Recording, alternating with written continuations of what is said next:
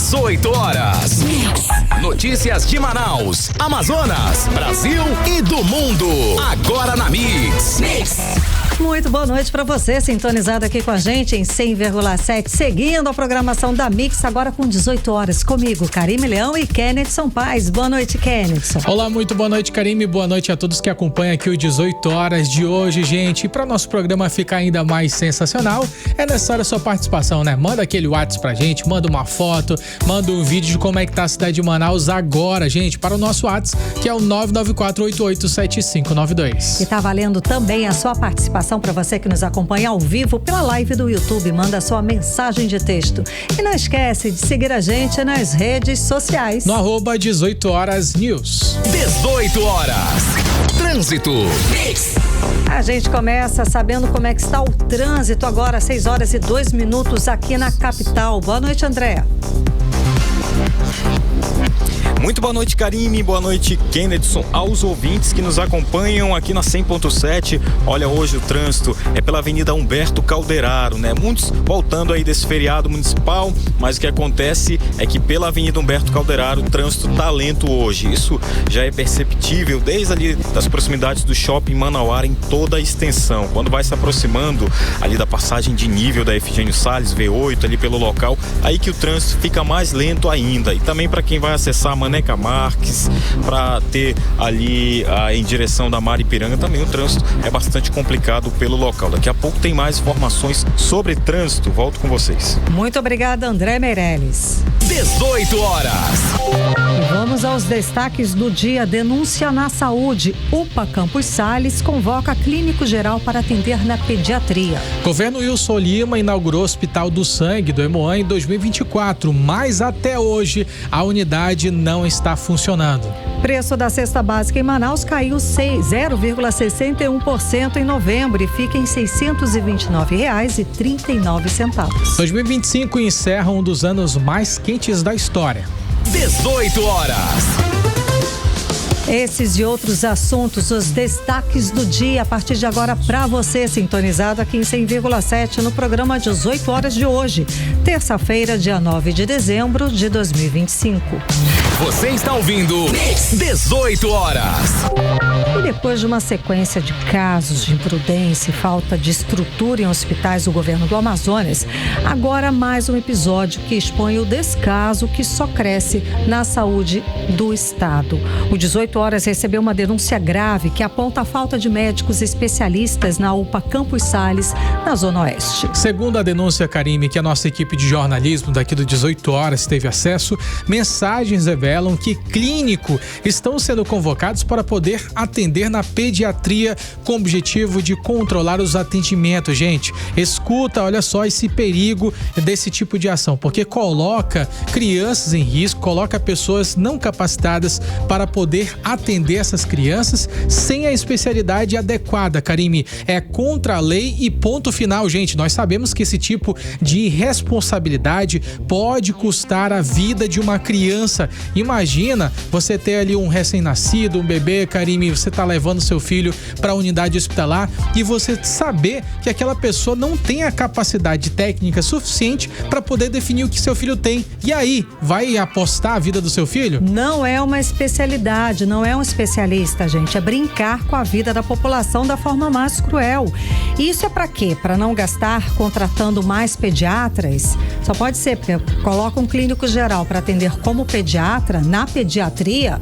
Não é possível. Cadê os 30 bilhões de reais que a gestão Wilson Lima afirma ter direcionado para a saúde? Como é que não contrata pediatra e joga essa responsabilidade para o clínico geral, gente? Além de irresponsável com a nossa vida, é uma covardia com esse profissional que vai ter que atuar numa área que não escolheu. Com certeza, Karime, tem mais. Olha, ainda segundo essas denúncias que recebemos aqui no 18 horas da Rádio Mix Manaus, durante o turno da noite, gente, os clínicos gerais, eles também estão sendo obrigados a fazer o trabalho que seria de um cirurgião. Imagina só essa situação.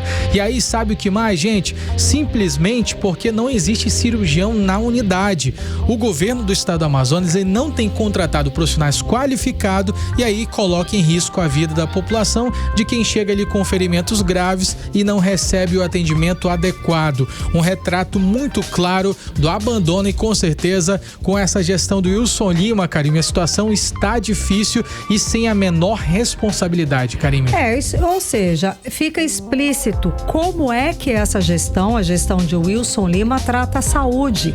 É dessa forma, sem a menor responsabilidade. As denúncias são graves e nesse cenário todo, imagina como é que estão os profissionais, esses clínicos que trabalham lá, o clínico geral, nessa UPA Campos Sales. Os poucos profissionais que atuam na unidade estão ficando, é lógico, sobrecarregados de trabalho, com um peso absurdo de responsabilidade, precisando atuar em especialidades que não escolheram.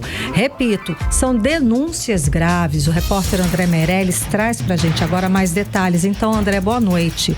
Essa denúncia foi confirmada, inclusive, pelo enfermeiro Denison Vilar, do Movimento Social Todos pela Saúde, certo?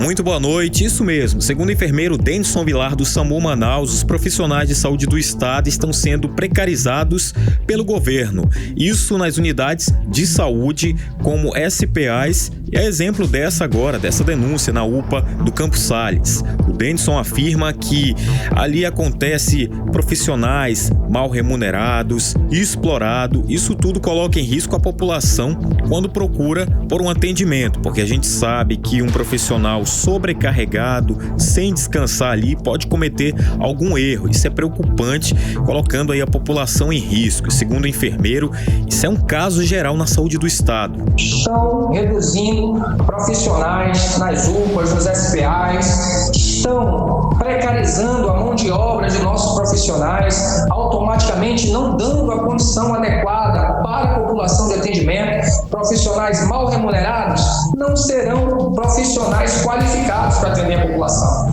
Essa é a realidade. Estão sim tirando clínico geral dos SPAs, das UPAs, pediatras. O Platão Araújo é R$1 bilhão que é gasto. Antigamente tinha atendimento pediatra, retiraram a pediatria do Platão Araújo, até hoje não retornaram. O que fizeram foi entregar a unidade na mão de uma organização social por R$1 bilhão e ainda assim não tem atendimento pediátrico. Olha, o Denison também falou dessa denúncia que chegou às 18 horas sobre o problema da falta de um médico cirurgião e pediatra, relembrando que, segundo a denúncia, a direção da unidade determinou que o clínico geral fizesse procedimentos que são, na prática, de responsabilidade de um especialista. Ou seja, à noite, se um paciente chegar com ferimentos graves, ele não vai ter o atendimento adequado que tinha antes. A denúncia diz ainda que os profissionais estão sobrecarregados, exaustos e trabalhando no limite, sem estrutura suficiente e sem o suporte necessário para situações de emergência.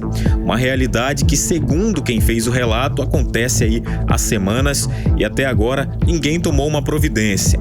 O líder do movimento Todos pela Saúde, Denison Vilar, relata desse caso do governo do estado com os profissionais. Por isso a população continua padecendo nas UPAs, nos SPAs. E a tendência é piorar cada vez mais, com a redução, retirada de pediatra, retirada de ortopedista, retirada de clínicos, e aumento dos gastos públicos com organizações sociais. É lamentável, mas esse é o governo Wilson Lima, esse é o trabalho que transforma o cidadão em defunto e o trabalhador em escravo no estado do Amazonas.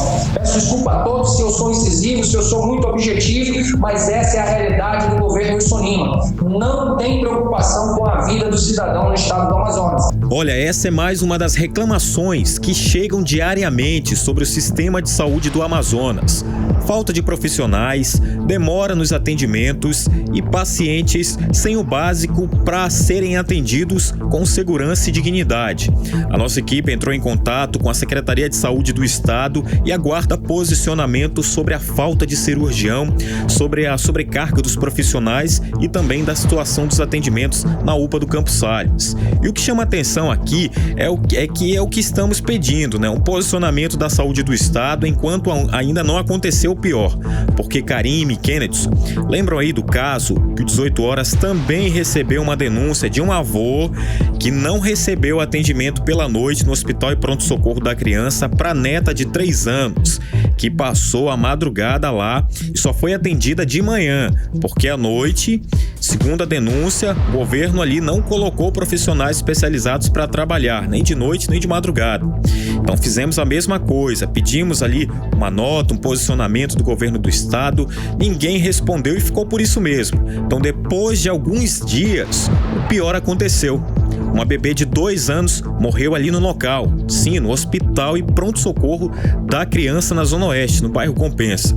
Só que dessa vez foi a falta de um profissional qualificado para atender, semelhante ao que está acontecendo aí, que a gente recebeu essa denúncia da UPA Campos Sales, né, que um outro profissional está atendendo o que não é de competência dele. Foi basicamente isso que aconteceu com essa bebê de 2 anos ali no Hospital da Criança, segundo relatou aí a advogada de defesa da família do bebê, a doutora Isabel. Infelizmente ela veio a falecer por conta de negligência no atendimento, negligência, omissão no atendimento que ela recebeu, viu?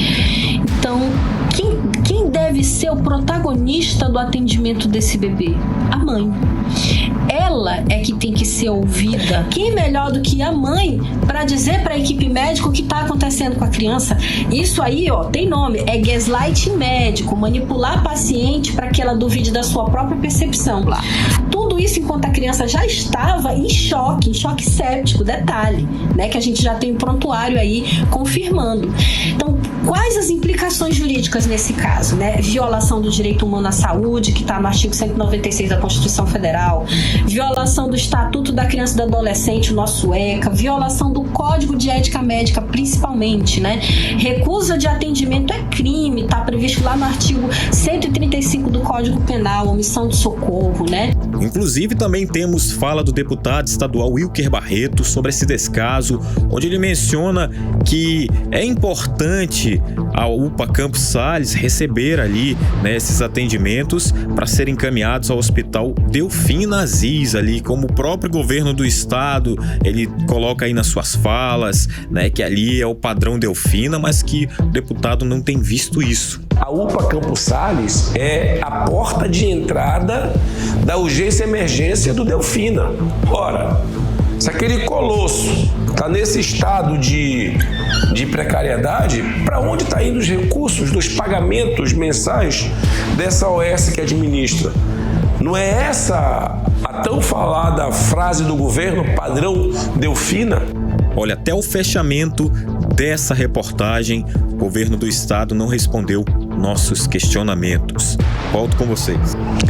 Infelizmente, quando não responde a gente, Karime, não está respondendo também a sociedade. Exatamente. Que segue sem uma resposta sobre esse desvio de função que acontece lá na UPA Campos Sales. Gente, é um descaso, né, Karime? É uma denúncia, de novo. A gente está com essa denúncia que foi confirmada com o Denison Vilar, que é o enfermeiro, que está à frente do movimento Todos pela Saúde. Foi uma denúncia que recebemos e que Denison Vilar confirmou o desvio de função de profissionais dentro das unidades de saúde do governo do estado do Amazonas. É claro que o deputado estadual Wilker Barreto também está apurando mais, também vai colocar a equipe dele para averiguar e puxar mais informações a respeito desse caso, que, como você falou no início do programa, Kennethson, pode, numa consequência direta, é a morte de uma criança. Porque não só de uma criança, de qualquer paciente, né? De uma criança, no caso de desvio da função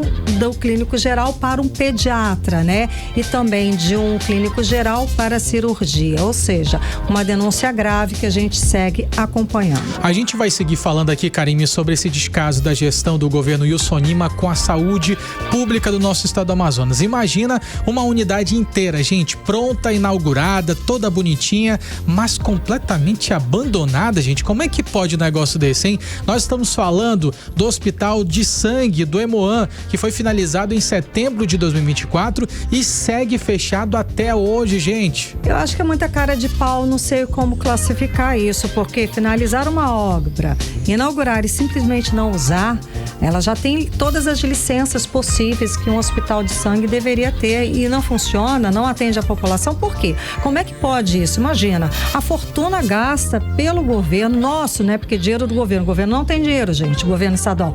Nosso dinheiro que está empenhado lá nesse hospital do sangue. Quanto que a gente pagou para isso? E está lá parado. Para piorar, a unidade nem ao menos foi incluída no orçamento do governo para o ano que vem, ou seja, vai continuar fechada. Com certeza, se não tem dinheiro para administrar, então vai seguir fechada por tempo indeterminado. E esse assunto ele foi denunciado hoje na Assembleia Legislativa do Estado do Amazonas. O deputado estadual Wilker Barreto, ele fez um vídeo, publicou esse vídeo nas redes sociais e afirmou que o hospital está completamente pronto, mas segue fechado e entregue com certeza à própria sorte. Nathalie Moraes acompanha esse caso e ela traz ao vivo agora pra gente mais explicações e mais detalhes a respeito desse outro absurdo. Boa noite, Nathalie. Então, o governo do Amazonas, ele explicou o motivo por que ainda segue fechado esse hospital.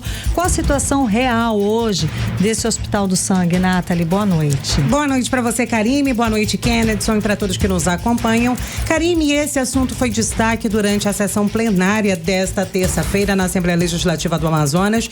O deputado estadual Wilker Barreto, ele chamou essa situação de abandono dentro do Hospital do Sangue de criminosa, Karime. Ele até chegou durante ali o seu discurso na plenária, Kennedson, a afirmar que ele não acredita que realmente o governador Wilson Lima esteja rasgando dinheiro, porque é isso que está acontecendo ali no Hospital do Sangue. O hospital, Karime, ele realmente está pronto para ser entregue. Faltam ali materiais, são coisas, inclusive, na última terça-feira, o deputado esteve com a diretora do Hemoan e aí ela passou para ele ali todos os documentos que mostraram que cerca de 13 milhões de reais, claro, para mim e para você, é um valor realmente... É para todo mundo, né? 13 milhões de reais foram gastos. Não, 13 milhões por mês, mano, dava para manter aquele hospital com mais de 190 leitos que atenderiam 190 pacientes hematológicos internados, por exemplo,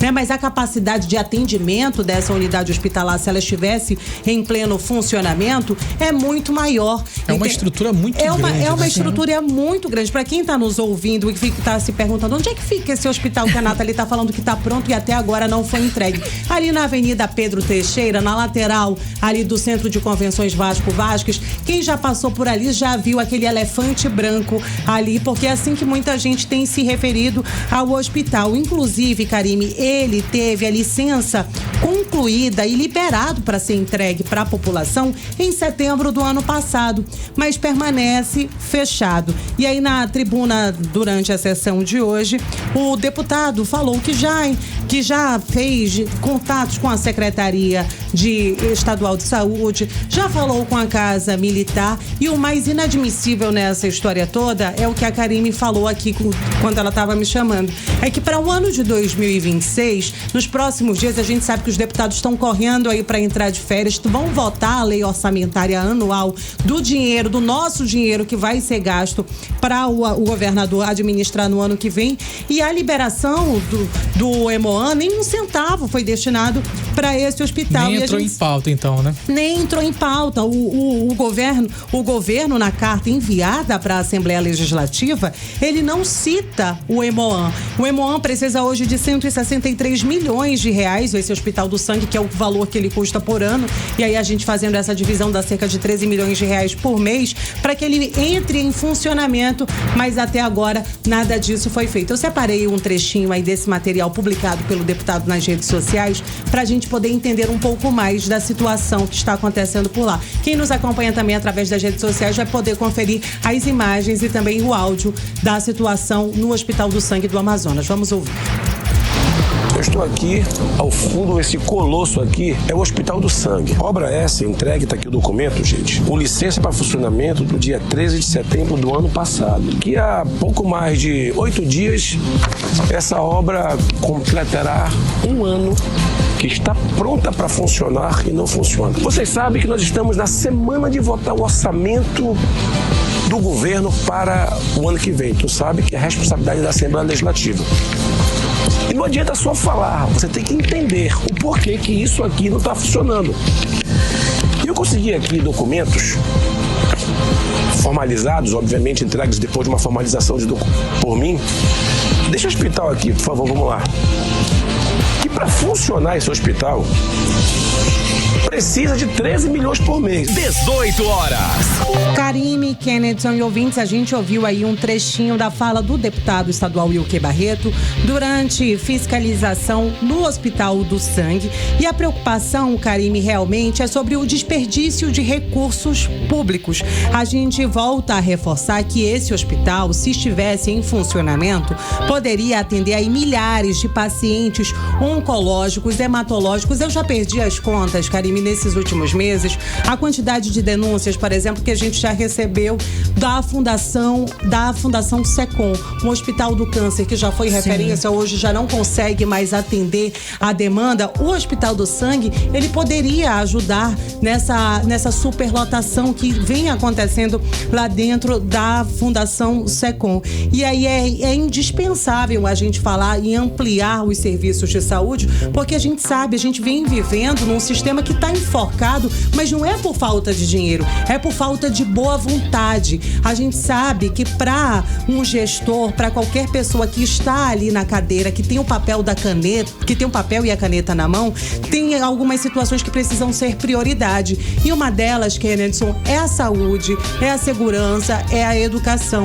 E a gente tem percebido diariamente nas denúncias, nas reclamações que a gente recebe da população amazonense como um todo, que essa não é uma prioridade da atual gestão. Eu estou falando aí da gestão Wilson Lima. E aí o deputado também chamou a atenção para o risco de deterioração física ali do prédio, que já começa, inclusive, realmente a apresentar um desgaste ali, outro aqui.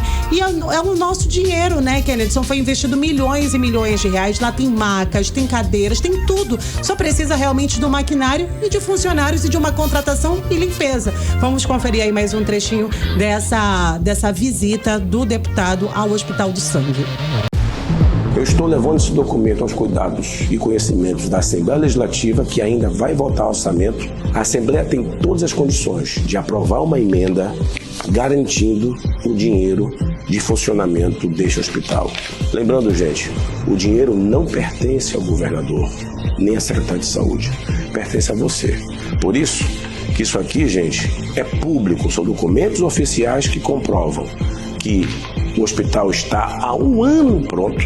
Isso aqui, a cada dia que se passa e a cada ano, se isso passar, vai depredar e vai ficar que nem o Ser atrás do Delfina, abandonado e depredado. Que se Deus quiser, nós vamos garantir o dinheiro no orçamento, que eu não acredito. Vou pegar aqui, que meus colegas deputados não irão votar. Eu acho que é uma decisão coletiva do dinheiro do que precisa o Hospital do Sangue para funcionar. 18 horas. Realmente, Karime e Kennedson, a gente acabou de ouvir aí mais um trechinho da fala do deputado estadual Wilker Barreto. Essa é uma situação que a gente realmente não pode deixar passar. A gente espera que os deputados possam rever a lei orçamentária anual e possa destinar realmente o valor necessário para que esse hospital entre em funcionamento em 2026. Inclusive, durante o pronunciamento hoje na Assembleia Legislativa, o deputado reforçou a oportunidade da secretária Nayara Maksud, a secretária de Saúde do Amazonas, ir lá à Assembleia, tentar corrigir o erro. O governador Wilson Lima realmente tentar não se omitir da gravidade dessa situação. A gente está falando de milhares de pessoas que precisam desse hospital em funcionamento, e para que esse hospital entre em funcionamento, o governador precisa incluir ele na lei orçamentária anual. Porque se os deputados não derem, não destinarem parte do recurso que ele precisa para entrar em funcionamento, vai continuar fechado em 2026. E é mais dinheiro meu, mais dinheiro seu jogado no lixo, porque para a saúde não vai. Sabemos que temos aí essa soma de 30 bilhões de reais que o governo do estado destinou para a saúde. E o que a gente tem, pelo menos aqui no 18 horas, noticiado? Mortes, negligências, crueldades, crimes crimes atrás de crimes sobre a saúde pública do estado do Amazonas, porque na ponta a população que vai lá precisando de saúde não consegue receber sequer, gente, nem atendimento, muito menos dignidade. Muito obrigada, Nathalie Moraes. 18 horas e 26 minutos, o melhor mix do Brasil. Você está ouvindo 18 horas.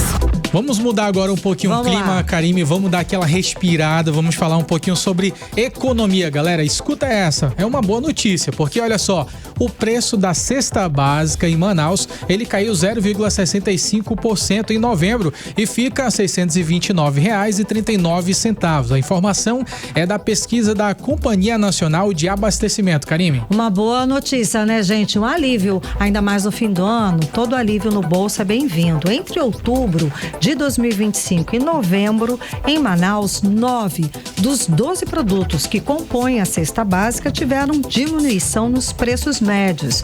Vanessa Lima traz pra gente mais detalhes. Boa noite, Vanessa. Boa noite, Karime, Kennedy e ouvintes. Entre outubro e novembro desse ano, 9 dos 12 itens da cesta básica tiveram quedas nos preços médios. As maiores baixas foram a farinha de mandioca, o arroz agulhinha, tomate e o café em pó. E também tiveram pequenas quedas na manteiga, banana, pão francês, leite integral e açúcar cristal. Por outro lado, 3 itens subiram: óleo de soja, feijão carioca e carne bovina de primeira. Isso mostra que mesmo com a tendência geral de queda, alguns produtos essenciais ainda pesam no bolso do consumidor.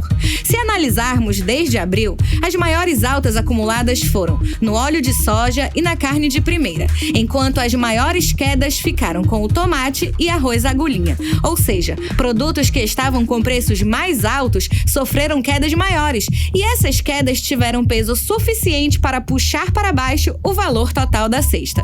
Para quem ganha um salário mínimo em Manaus, foi preciso trabalhar 91 horas e 13 minutos em novembro para comprar a cesta. Em outubro, esse tempo era de 91 horas e 47 minutos. Considerando o salário líquido, a cesta consumiu 44,82% da renda em novembro. E vale lembrar que essa queda faz parte de um movimento nacional. 24 das 27 capitais registraram redução no preço da cesta em novembro. A economista Denise Kassama comenta que esse movimento pode ser relacionado à boa safra agrícola e à oferta maior de alimentos no mercado. Quando se fala de cesta básica, há de se pesar que a gente está sujeito a produtos sazonais, né? Depende da safra, depende do clima que gerou a safra. Então, esse ano, nós não tivemos tantas intercorrências climáticas extremas que chegou a danificar as safras. Muito pelo contrário, por conta disso, de não ocorrer, as safras têm tido desempenho excepcional, né? O Brasil aumentando, então, a oferta de alimentos. Quando a gente aumenta a oferta de alimentos... A queda de 0,61% na cesta básica de Manaus em novembro traz um alívio discreto, mas concreto. Alguns alimentos que pesavam mais no orçamento ficaram mais baratos, e essa redução sempre é uma boa notícia, né, gente? Volto com vocês. Você está ouvindo 18 horas. Política. Agora em Manaus, 6 horas e 29 minutos, vamos falar de política. Kennedy Paes e Nathalie Moraes com a gente. Nathalie, vamos lá. O vice-governador Tadeu de Souza recebeu a medalha de ouro Cidade de Manaus, a maior honraria concedida pela Câmara Municipal. Então, tem um peso político. Tudo tem um peso político, né? Antes das eleições de 2026, não é isso? Mais uma vez, boa noite para você, Karime, Kennedy, e para todos que nos acompanham aqui no 18 horas. Exato, Karime. O Tadeu de Souza foi até a Câmara Municipal de Manaus na manhã de hoje e afirmou que está pronto, inclusive, aí durante essa cerimônia, para assumir o comando do Estado, viu, Karime? Ele hablou muito durante o seu discurso. Ele relembrou da infância difícil que ele teve, falou dos aliados políticos, das alianças que ele construiu. Inclusive, ele elogiou muito mesmo a parceria que ele tem, a gente sabe que não é de hoje, com o prefeito de Manaus, Luiz Davi Almeida, e muita gente já tá falando aí desse fechamento entre eles dois, mas ele foi muito enfático durante a coletiva de imprensa, Karine, em afirmar que se ele não estivesse pronto para assumir o governo do Amazonas, ele jamais se prontificaria para ser vice-governador, por exemplo. Eu separei aí um trechinho dessa fala dele que tem aparecido bastante ultimamente, Eu vou botar aqui pra gente ouvir a fala do vice-governador Tadeu de Souza. Processo de preparação para ser vice-governador pelos 48 meses. Uma coisa que as pessoas às vezes confundem, o vice-governador está se colocando numa posição como se ele estivesse ansioso pelo poder. Pelo contrário, isso não é ambição, é apenas responsabilidade, porque seria assim, muito irresponsável da minha parte se eu não fizesse conjecturas, análises e me preparasse, me aprofundasse sobre a estrutura administrativa, sobre a questão política. Alguém que dia a dia eu vivo a política, sei que esse momento é um momento de dedicação exclusiva e eu me dedico exclusivamente, independente de cenário. Se eu receber o chamado da história, eu vou estar preparado sim. 18 horas. Karime, Kennedson e ouvintes, a gente ouviu aí um trechinho da fala do vice-governador Tadeu de Souza durante a entrevista coletiva depois, dele ter sido homenageado aí pelos vereadores da Câmara Municipal de Manaus. Inclusive, Karime, durante essa entrevista, ele disse que não é que ele tem uma ambição pessoal em assumir a cadeira, é um dever institucional, ele disse assim, não tem... Se for da vontade do povo, diga que fico, Quase isso. É mais ou menos isso. E vale a gente reforçar que o Tadeu é vice-governador desde 2023, quando ele foi eleito ainda na extinta aliança entre Davi e Wilson. Tá certo. Extinta? Será? Pois é, Eu deixo questionamento. Vamos lá, na então aliança, vamos lá. Kennedson, hoje na tribuna, o deputado estadual Roberto Cidade, ele denunciou que bairros estão ficando até 3 dias sem energia depois das chuvas. Não, perdão.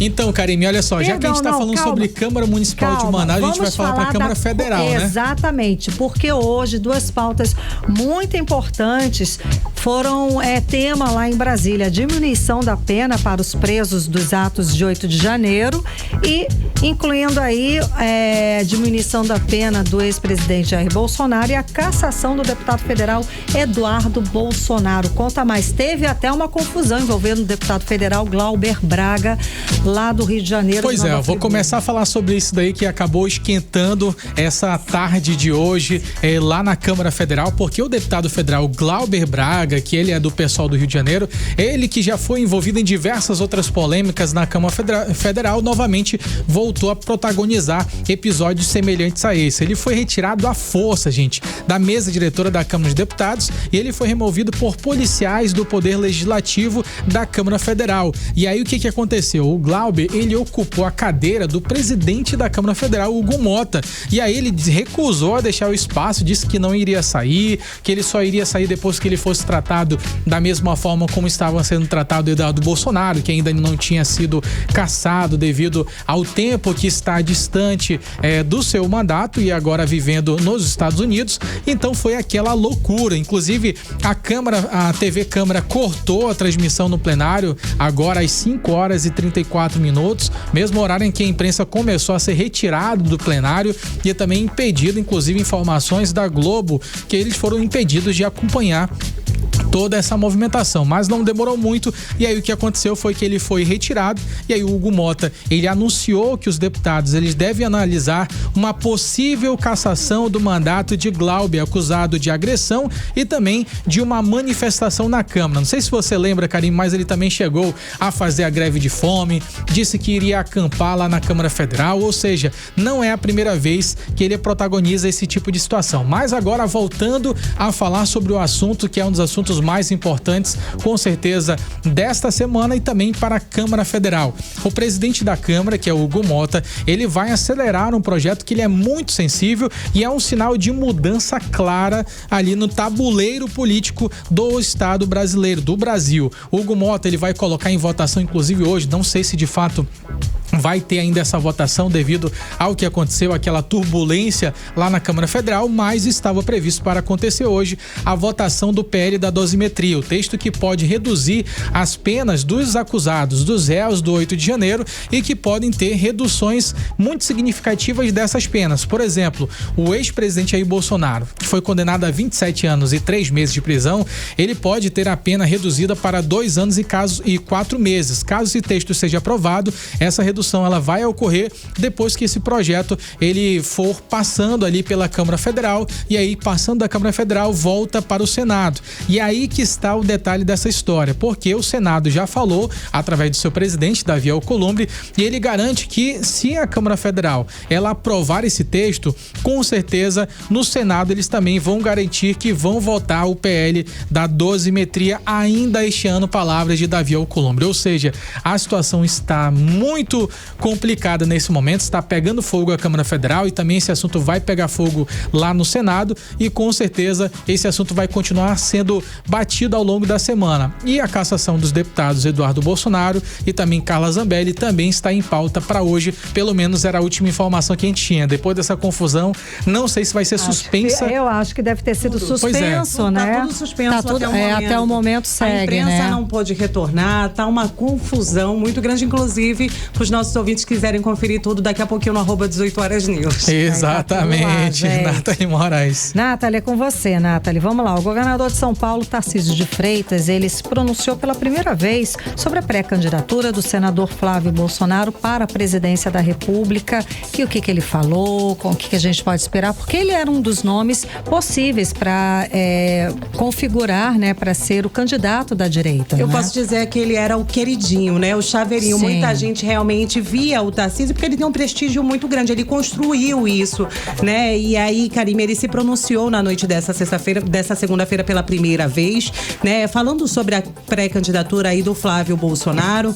Muita gente achou que eles pudessem, né, realmente ter brigado, que eles não estivessem tendo um diálogo, mas ele desmentiu essa situação, disse que esteve com Flávio, que vai continuar admirando o ex-presidente Bolsonaro e falou inclusive sobre a grande responsabilidade do Flávio a partir de agora. Vamos conferir aí um trechinho da fala do Tarcísio de Freitas. O Flávio da escolha que o Bolsonaro fez pelo nome dele. E é isso, o Flávio vai contar com a gente. O Flávio tem uma grande responsabilidade a partir de agora, ele se junta a outros grandes nomes da oposição que já colocaram seus nomes à disposição. A gente tem o Romeu Zema, a gente tem o Ronaldo Caiado, acho que outros nomes vão aparecer, a gente pode ter aí o Ratinho Júnior, todos extremamente qualificados, e a responsabilidade que recai sobre os ombros dele agora é discutir o futuro do Brasil.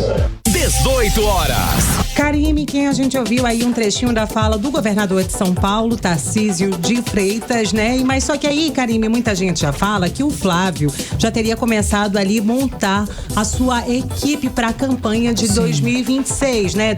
Já estaria ali discutindo quem seriam os ministros, se ele foi eleito o presidente do Brasil, e ao que tudo indica, o Tarcísio tem ficado de fora aí dessas discussões. Um dos nomes bem próximos aí ao Flávio, que muita gente tem comentado, é o Paulo Guedes, ex-ministro da Economia, Karine. A gente lembra dele. Tem comentado muito mais, assim, o nome de Tarcísio eu acho que não pode ser descartado ainda, porque lembra que eu falei ainda há pouco sobre a PL da dosimetria? Sim. Então, a PL da dosimetria já é um passo dessa mudança no tabuleiro, porque o Flávio disse que a candidatura dele seria negociável. Ou seja, a PL da dosimetria já está sendo utilizada para isso. Como é uma peça de moeda de troca e com certeza pode haver novas mudanças. Talvez Tarcísio esteja no meio, pelo menos ali para vice, talvez. Lá pra frente a gente não sabe. Até o próprio Tarcísio citou alguns nomes que estão vindo muito forte, né? Como Ratinho Júnior, o Zema, o governador de Santa Catarina, na realidade de Minas Gerais. E aí, então, tem esses nomes aí. Então, é possível que ele esteja no meio deles também. Olha aí, vamos aguardar para ver. Kennedson, vamos lá. Uma pesquisa da Datafolha mostrou que 9 em cada 10 eleitores não se arrependem do voto dado em 2022. O que revela isso? Enfim, vou continuar errando ou vou continuar acertando? É basicamente isso, Karine. Na opinião, né, dessas pessoas, foi divulgada pela nova pesquisa do Datafolha, que foi realizada entre os dias 2 e 4 agora de dezembro, ou seja, uma pesquisa muito recente, e mostra que o Brasil continua firme nas suas opiniões, ou seja, se eu votei errado, eu vou continuar votando errado, se eu votei certo, eu vou continuar votando certo. A gente tem ali 113 municípios que foram ouvidos, mais mais de 2.000 eleitores. E aí o que acontece? Eles disseram, 91% deles, eles afirmam que não se arrependem de ter votado para presidente, enquanto 8% dizem sim, que se arrependeram. E apenas 1% não souberam responder se tinham acertado ou errado. E aí esse número quase não muda quando a gente olha para os dois principais grupos políticos. 91% eles eram eleitores de Lula e 92% eram eleitores de Bolsonaro. Eles mantêm a mesma posição, ou seja, apesar dessas crises, da economia instável agora, do clima político polarizado que atualmente permanece, o eleitorado ele segue muito fiel ainda às suas escolhas. Ou seja, a gente pode ter esse mesmo cenário que a gente pode indicar que vem acontecer no ano que vem. Se tivermos ali as duas posições bem definidas, que é tanto representante do bolsonarismo como também do PT, que é a referência maior, que é o presidente Lula, com certeza as mesmas pessoas tendem a votar nesses mesmos personagens porque acreditam se tornarem representantes daquele ideal. É a mesma coisa que eu tenho visto nas redes sociais, alguém falando assim, se o Bolsonaro afirmou que é pra votar, ele tá certo, vamos seguir votando. E é uma loucura, um negócio que as pessoas estão muito alienadas politicamente. Tanto extremo-direita quanto extrema-esquerda é uma coisa quase religiosa. Exatamente. Né? Só que a gente ouviu a gente viu até uma pesquisa recente que mais de 60% da população também, ela queria que fosse uma opção diferente de Lula ou Bolsonaro.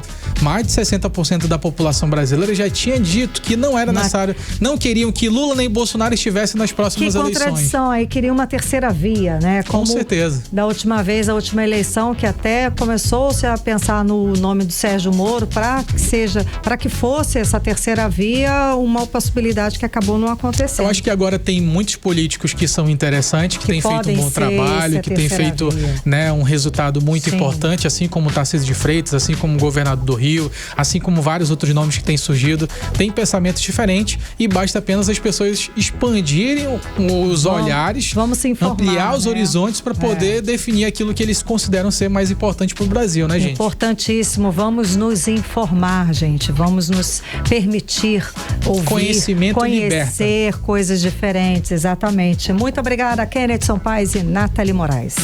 Valeu. Você está ouvindo 18 horas.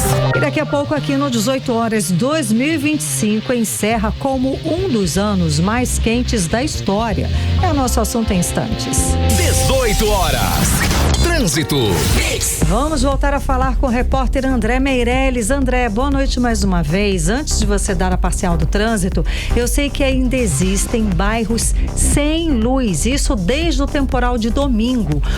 Ou seja, estamos aí na terça-feira, 6 horas e 43 minutos. Existem bairros sem luz e moradores e pessoas reclamando, protestando nas ruas. É isso?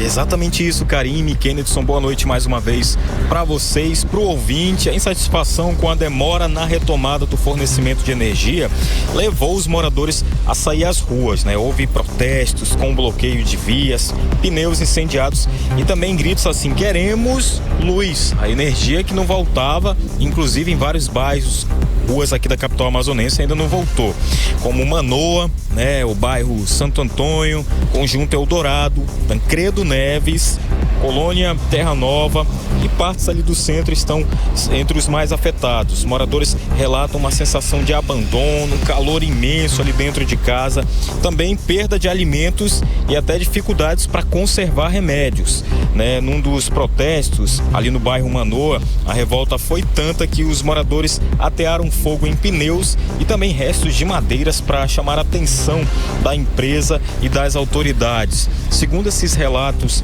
tanto ali em reportagem, nas redes sociais também, tudo quanto é órgão apareceu, menos a Amazonas Energia. Outros relatos é de que a Amazonas Energia foi ao local, tirou foto, foi ali no local, disse que ia resolver o problema, mas não voltou. São muitas reclamações nesse momento.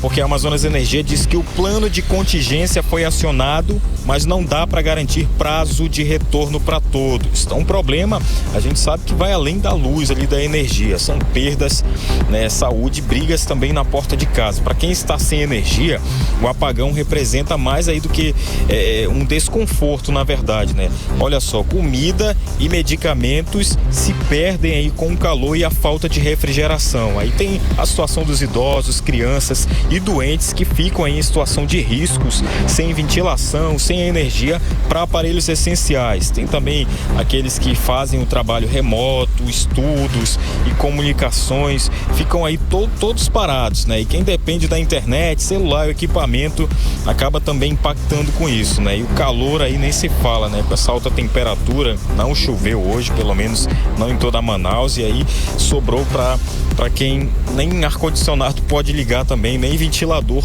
por essa falta de energia, né? Então a gente também já entrou em contato mais uma vez. Ontem a gente entrou em contato com a Amazonas Energia, que foram responder só bem tarde, né? Com uma atualização bem antiga. Também a última atualização que tem sobre essa situação é isso mesmo, que o plano de contingência foi acionado e que não dá para garantir um prazo aí de retorno para todos.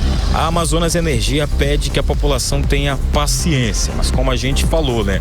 A paciência não vai aí refrigerar muitos remédios, conservar os alimentos, e a gente segue acompanhando aqui essas situações, né? Tô vendo até aqui agora uns vídeos, né? Que está um dos vídeos que viralizou nas redes sociais, que acontece de um protesto agora, nesse momento, lá no Tancredo Neves. Tá faltando energia por lá. Continua protesto também em algumas ruas aqui da capital amazonense e algumas ruas ali do Manoa, que também tá acontecendo protesto lá, e a gente segue acompanhando aqui. Karime, Kennedy.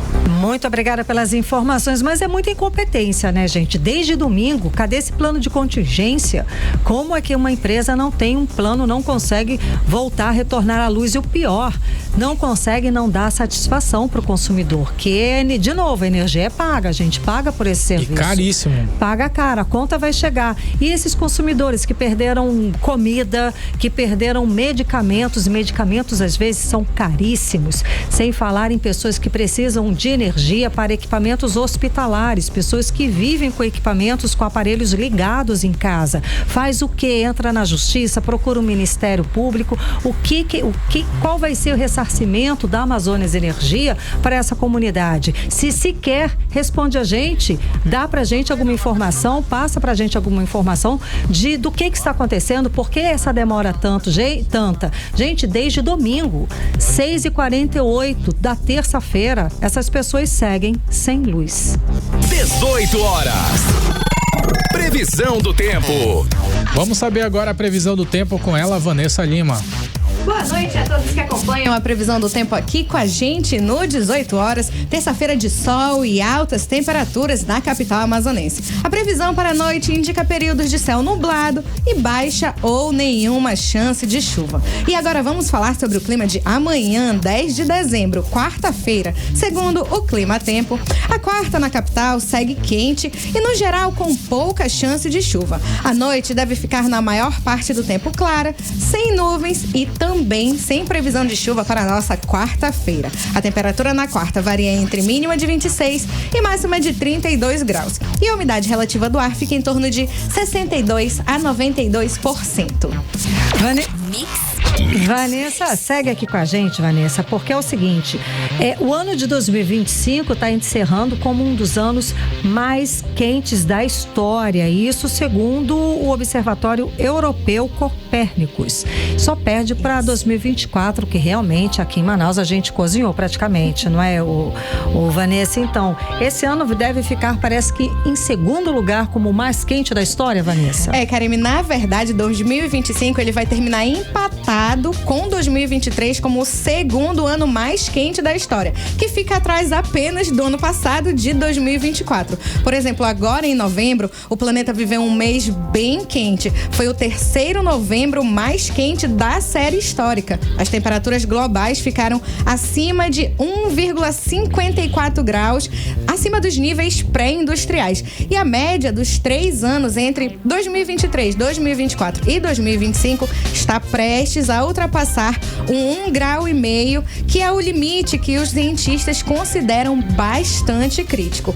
E esses números, eles não são só simbólicos, eles mostram o ritmo rápido das mudanças climáticas e, segundo o Observatório Europeu de Copérnicos, a única saída para frear isso é reduzir rapidamente as emissões dos gases de efeito estufa antes que esses impactos, esses desastres naturais que a gente já tem visto, fiquem ainda piores. Karime Kennedy e ouvintes.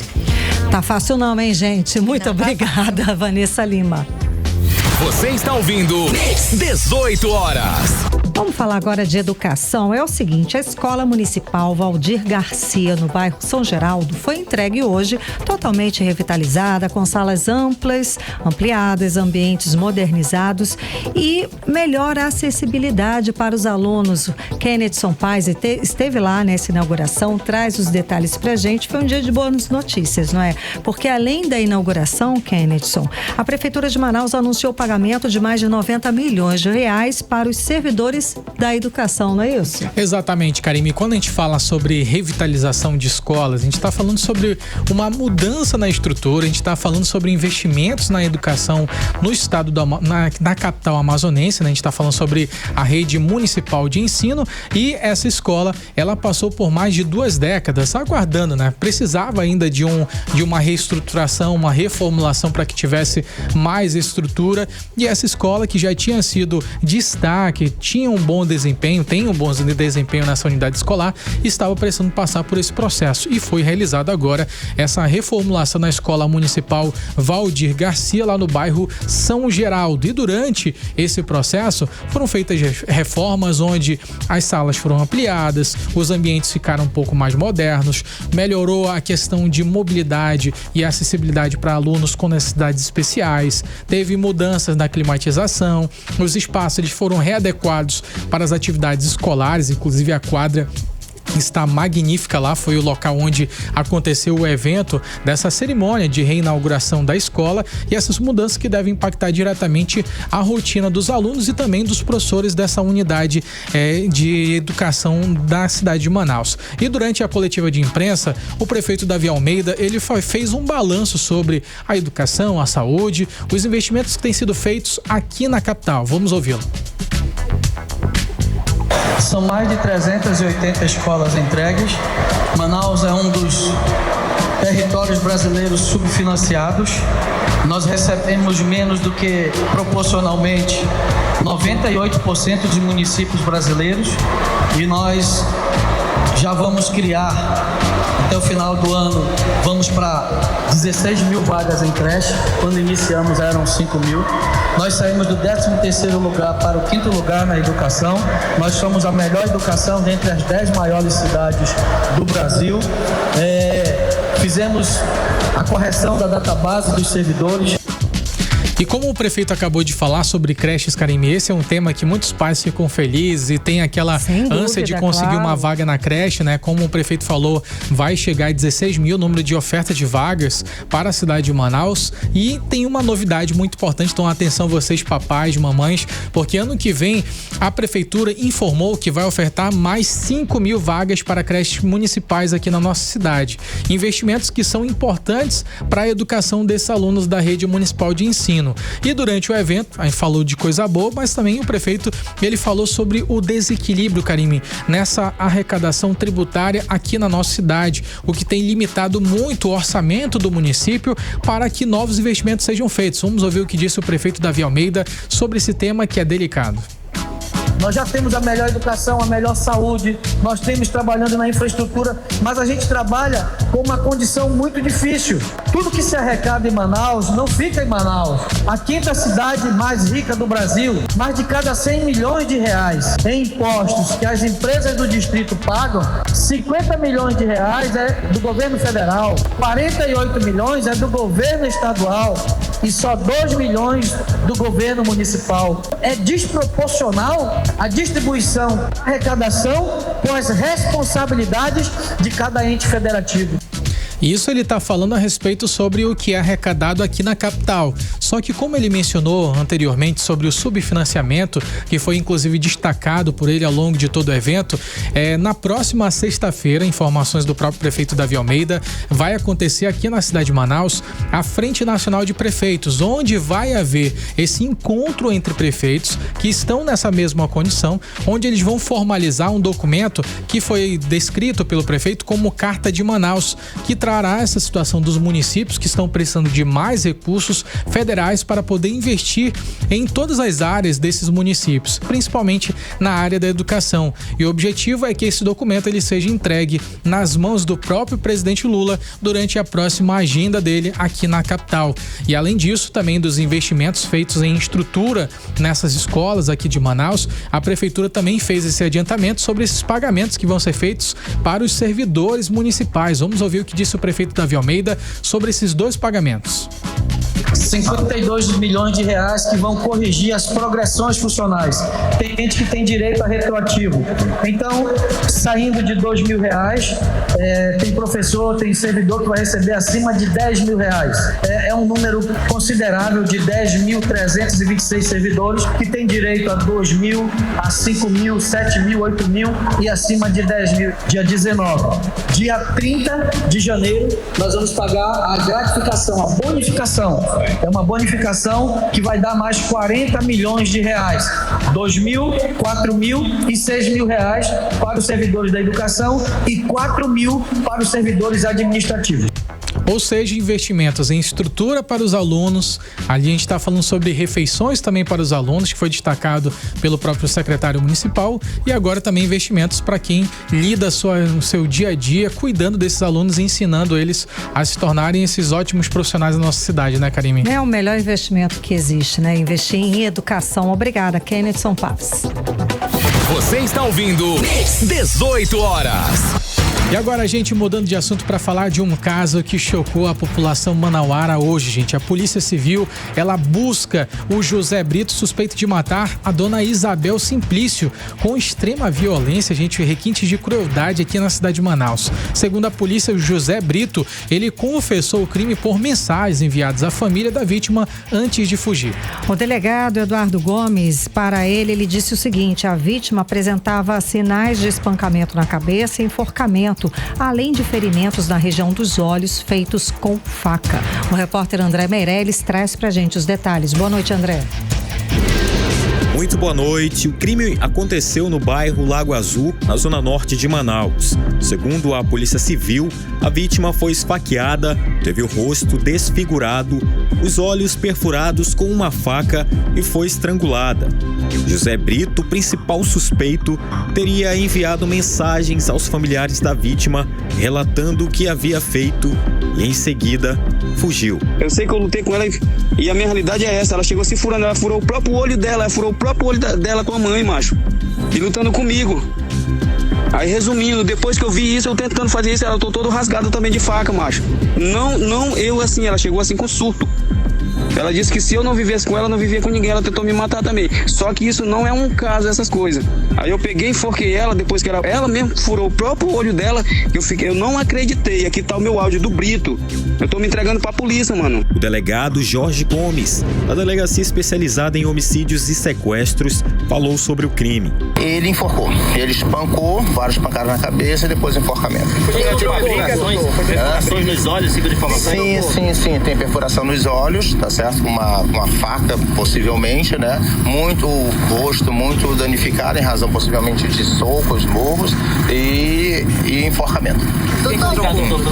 A família. Na verdade, a família encontrou o corpo em razão de uma própria mensagem passada pelo autor do crime. A Polícia Civil pede ajuda da população para localizar o suspeito. Informações podem ser repassadas ao Disque Denúncia 181, com garantia de sigilo e ligação gratuita. As buscas por José Brito continuam enquanto a família de Isabel Cristina aguarda que a justiça seja feita. Volto com vocês. 18 horas. Esporte. Vamos falar agora de esporte, meu povo, aqui no 18 horas. Olha só, gente, segunda-feira foi muita festa no futebol brasileiro. Carime, a Confederação Brasileira de Futebol realizou a cerimônia do Prêmio Brasileirão 2025 e o meio-campista uruguaio Georgian de Arrascaeta, do Flamengo, ele foi eleito o craque da competição no futebol masculino. Já no futebol feminino, a meia-atacante Gabi Zanotti, do Corinthians, foi a grande destaque da temporada. E o Flamengo não brilhou apenas nas premiações individuais, né, gente? O time fez uma campanha histórica no Campeonato Brasileiro. A temporada 2025 chegou ao fim no domingo e o Clube de Regatas Flamengo, campeão antecipado, fechou o ano com 78 gols marcados, 27 sofridos e um saldo de 51, maior de toda a era dos pontos corridos desde 2006, Kennedson. Pois é, Carime, olha só, o nosso estado aqui também teve muita movimentação, inclusive movimentação importante, porque o Amazonas, o Clube Amazonas, ele anunciou a renovação de contrato com o volante Gabriel Domingos, de 24 anos. Ele chegou durante a disputa da Série B do Campeonato Brasileiro desta temporada e somou 19 pontos com um gol e uma assistência. Além disso, ele foi um dos jogadores que mais evoluíram, Carime, no clube, ali no meio-campo da Onça Pintada. Seguimos agora direto para o editorial 18 horas. Editorial 18 horas. A cada ano que passa, Manaus sofre mais com as consequências dos fenômenos climáticos. Alagações, desabamentos e interrupções no fornecimento de energia prejudicam milhares de pessoas. As tempestades parecem cada vez mais destruidoras e, naturalmente, aumentam o número de intensidade nesse período de fim de ano. A tendência, segundo os cientistas, é de que, com o aquecimento global, as tempestades se tornem ainda mais intensas. Por isso, é preciso buscar alternativas tecnológicas para minimizar as consequências para a população. Entre outras medidas, é urgente melhorar a drenagem das ruas que alagam e, principalmente, o fornecimento de energia. São ações prioritárias para evitar que a cidade quase pare todas as vezes que houver uma chuva mais forte. São medidas de infraestrutura que precisam começar a ser feitas agora, para evitar ainda maiores problemas no futuro. 18 horas. 7-2, muito obrigada pela sua companhia, sua audiência. Boa noite, amanhã a gente volta com 18 horas. Boa noite, Kennedson Paz. Muito boa noite, Carime. Boa noite a todos vocês que acompanharam aqui o 18 horas. Não esquece de seguir a gente nas redes sociais, no @18 horas news. Até amanhã, boa noite, tchau, tchau.